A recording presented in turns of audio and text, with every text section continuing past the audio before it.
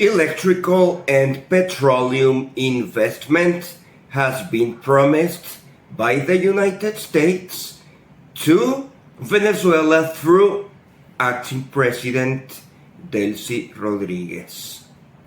As PDVSA confirmed, negotiations with the United States for expanded output through existing joint venture mechanisms.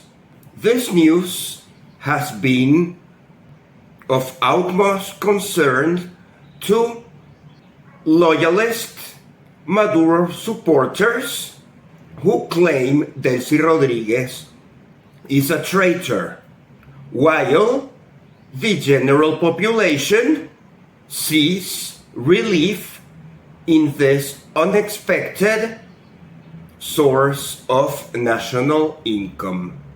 The big question would be on the fate of joint ventures that are not partnered by companies outside of Chevron or outside of the United States.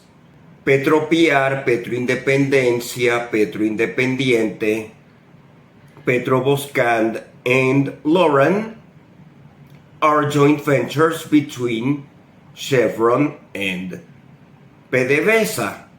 These 5 joint ventures are likely to develop significant capital investment from the United States, which will allow them to increase petroleum output for PDVSA and Venezuela on those fields where those specific 5 joint ventures are operating.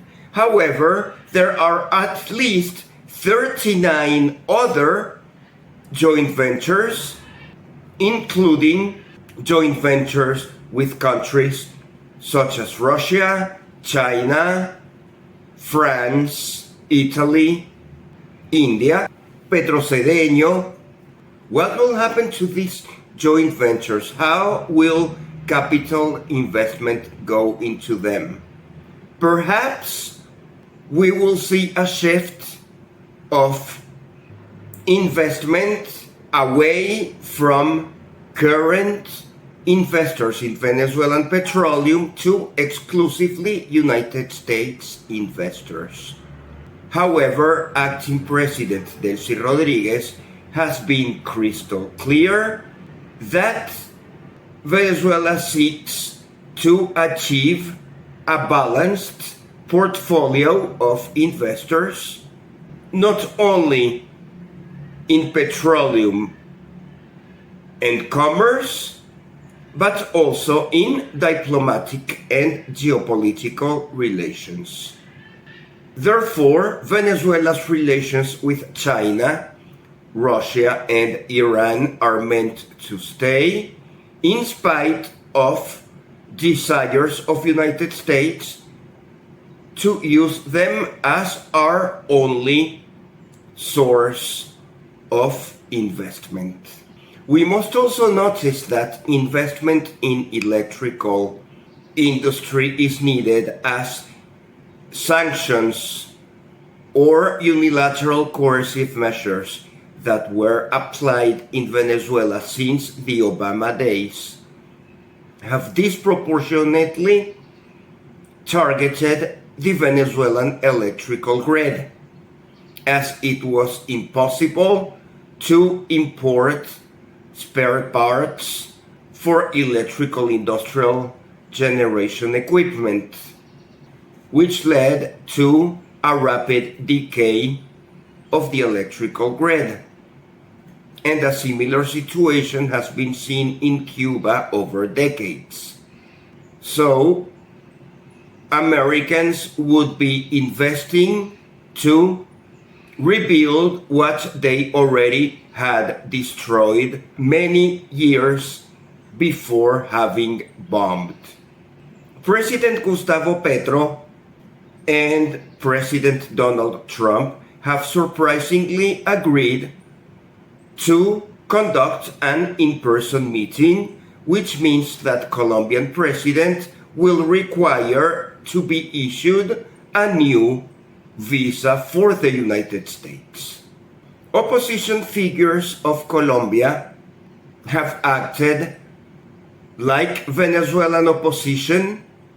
They have extended beyond their way to please the Trump regime, and they have been sidelined, as Donald Trump, as usual, prefers to deal with strong leaders like Gustavo Petro and now Delcy Rodríguez, who has quickly entrenched herself as the natural Venezuelan leader, ousting traditional opposition luminaries. Delcy Rodríguez claims that Venezuelan food industry will serve for having store shelves stocked during 111 days, which is quite impressive. Indeed, there is a variety of food, vegetable, and meat produce available in all markets in Venezuela. However, cost continues being prohibitive as Venezuela's inflation has not been tackled yet. The exchange rate of the official transactions from bolivars to dollars is already at 321, while in order to buy a cryptocurrency USDT, you already must pay 700 bolivars, more than double the official rate. We sincerely hope that as urgent negotiations regarding electrical and petroleum investment are settled, emphasis will be focused in narrowing the differential between the two exchange rates and, if possible, eliminate, as arbitrage opportunities only tend to favor a selected few.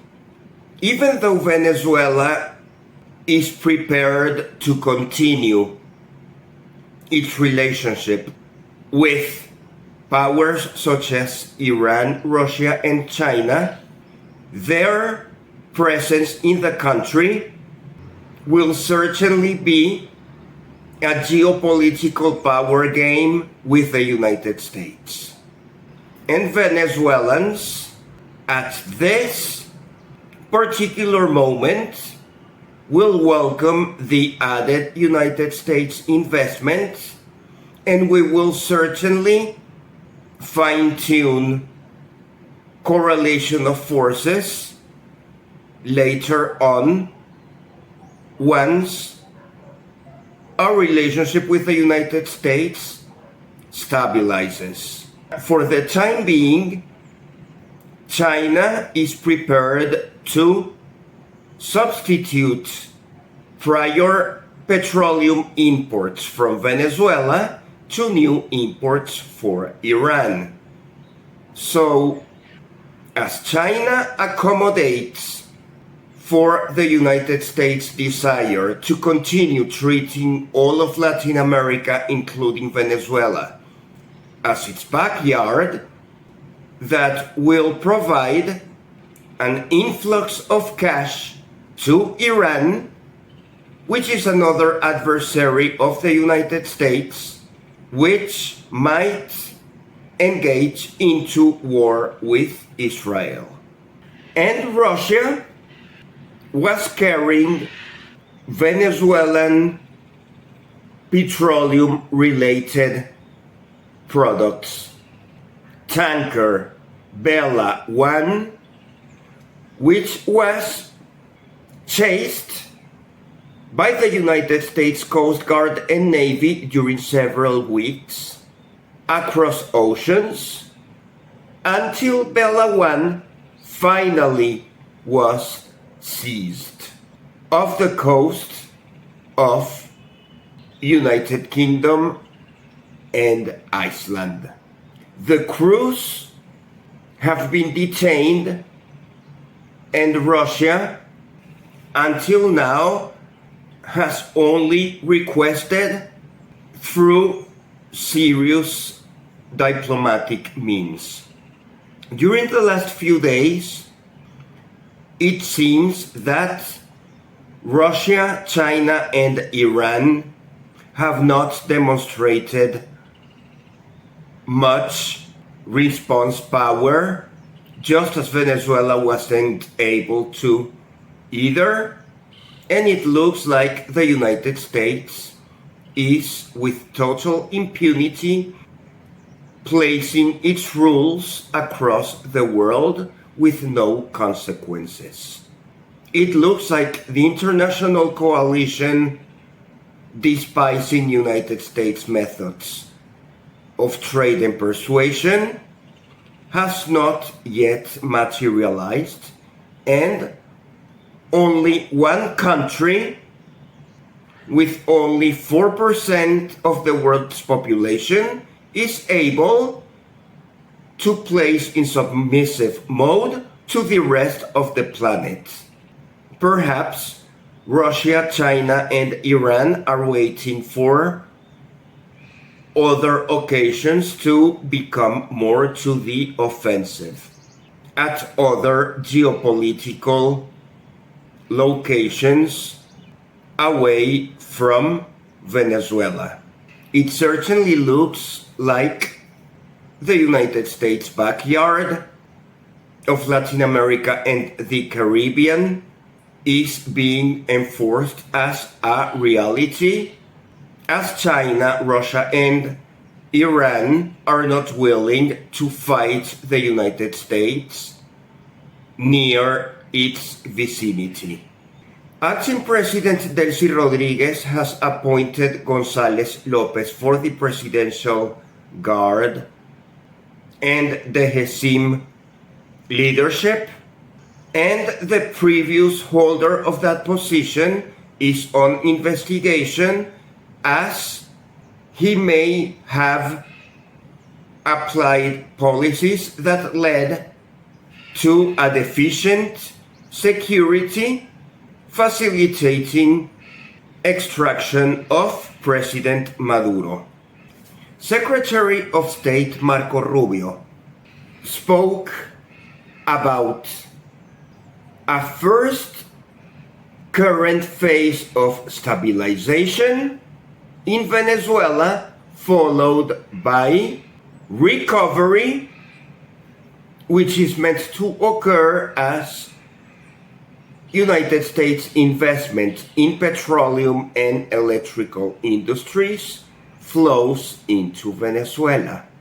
It will be challenging to see how those investments actually come into the Venezuelan economy, as United States is obsessed with the idea that government led by acting President Delcy Rodríguez is not supposed to touch funds as naval blockade continues.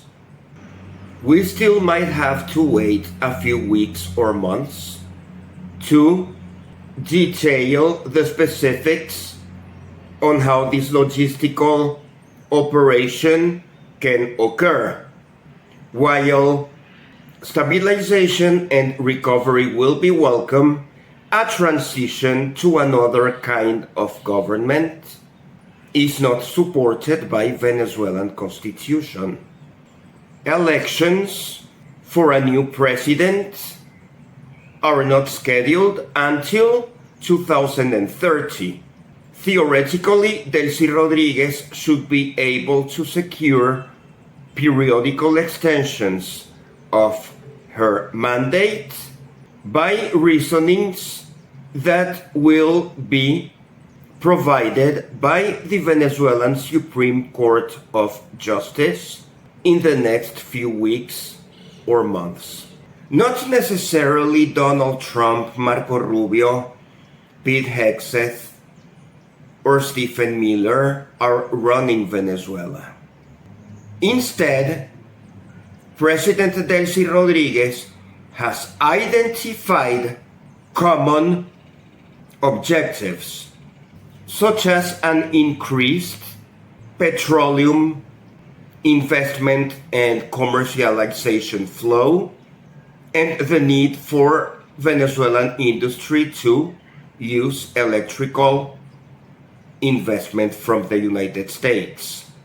So, it is likely that she agreed to those two specific policy actions from the United States and let Donald Trump use the narrative that he is imposing them so that the domestic consumption of public opinion in the United States can continue claiming that they run Venezuela, but when she addresses Venezuela, she uses regular narrative geared to the Venezuelan population. It remains to be seen what new investment projects or continuity of existing projects will be provided by Russia, China, or Iran to support the thesis that Venezuela is still actively diversifying its partners. During the last few days, there has been no talk on military preparations. It is likely that the relations of Venezuela with the military of Russia, China, and Iran may have deteriorated as all of them eagerly supplied their equipment so that Venezuelans could defend ourselves from United States invasion, and none of that equipment was used. So those countries may not be willing to invest much further in Venezuelan military either. There is a willingness to continue a relationship with other countries. However, it is unclear how those enhanced relations with our traditional friends will be enforced, as Venezuela seems to be sticking completely to United States priorities. Minister of Interior and Justice Diosdado Cabello finally appeared on his Wednesday night comedy show El Mazo Dando, which was awaited as we were expecting it would entail some changes. Indeed, opposition communities in Venezuela were happy to see that Captain Diosdado Cabello no longer sounds bully, but rather submissive and depressed. Even though he conceded that acting presidency of Delcy Rodríguez is the constitutional solution for the unavoidable fact that President Maduro is no longer in power, it will take time for Diosdado and his team to get used to strictly follow lines of command coming from acting President Delcy Rodríguez, who used to be his internal rival at the government's party, as she carefully discusses policies and agreements with United States investors. Acting President Delcy Rodríguez has called for dialogue between different points of view and non-acceptance of fascism in Venezuelan society. Hardline supporters of both government and opposition are not pleased with this turn of events, as the opposition wanted a clean sweep of the government and vice versa. We have been infighting so much that cooperation seems new, while mistrust is present in every single proposal. Both Nicolás Maduro and traditional opposition leaders are gone, probably forever. Nicolás Maduro's fortune, seized in Switzerland, is gigantic, consisting of bitcoins, gold, and hard currency, and it is likely that this corruption money to the name of Nicolás Maduro will be a strong weapon that will be used by the United States New York court pursuing him as evidence that corruption money may have been funded by drugs or other corrupt activities.